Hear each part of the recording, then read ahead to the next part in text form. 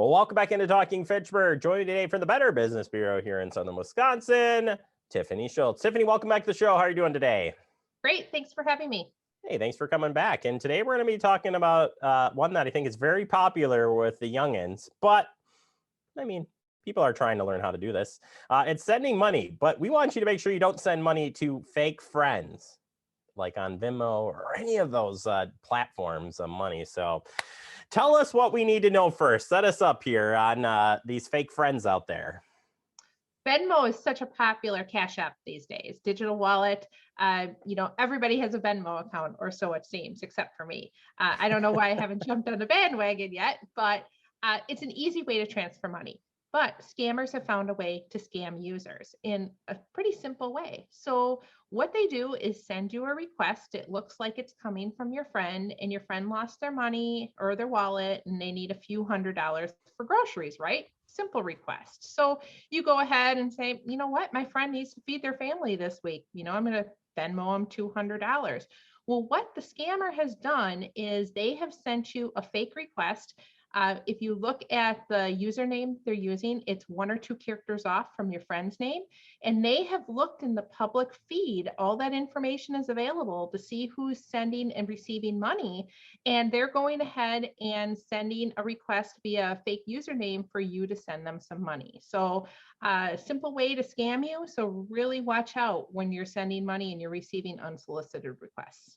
Yeah, and I think right there, that last piece you said, unsolicited requests, pretty common in these types of scams or any scams out there that you've seen, correct? Always unsolicited. If it's unsolicited, it's likely a scam. Yeah. All right. So let's talk some safety here. Double checking with your friend before sending cash seems like, well, duh, but people are still losing money. If I received a request from my friend, I'd pick up the phone and call her or call, my husband lost your wallet. Why do you need this money? It's so uncharacteristic of you. You know your friend. Would your friend ever do that without calling you? Mm-hmm. Use the other ways of communication that we have to reach out and confirm before you go ahead and send some money via Venmo. How about keeping your transactions private? Very important these days. You can go in the settings and you can turn off what goes into the public feed. So make sure all of your transactions are private. All you have to do is go into your settings. There's an option there. Don't make it public because that gives scammers the access to go ahead and try and scam you. You say here, use money to transfer with friends. Helps protecting you a little bit better than not.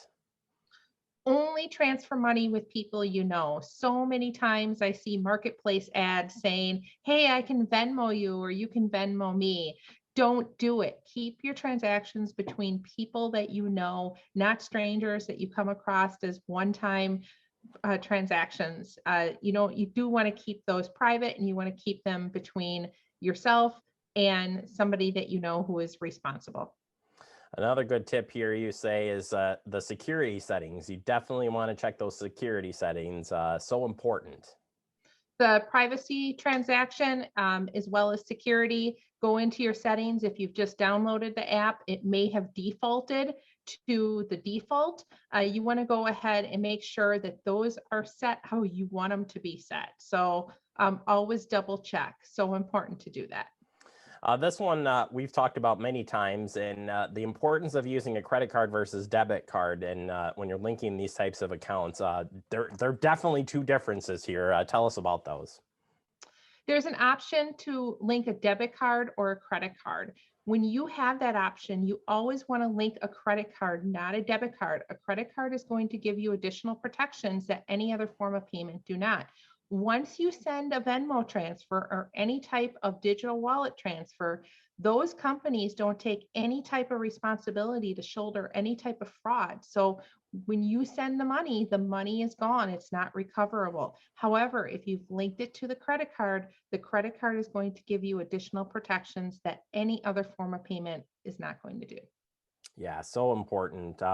As far as what you've, we've got all these reports and stuff out there of this happening, but overall, the next generation, how do we get through to people and try to make this safer overall, besides education? What can we do to help people understand that this is real, and it is happening every single day on the most easiest simple request that, you look at it in hindsight and you're like, how did they manage to get my money?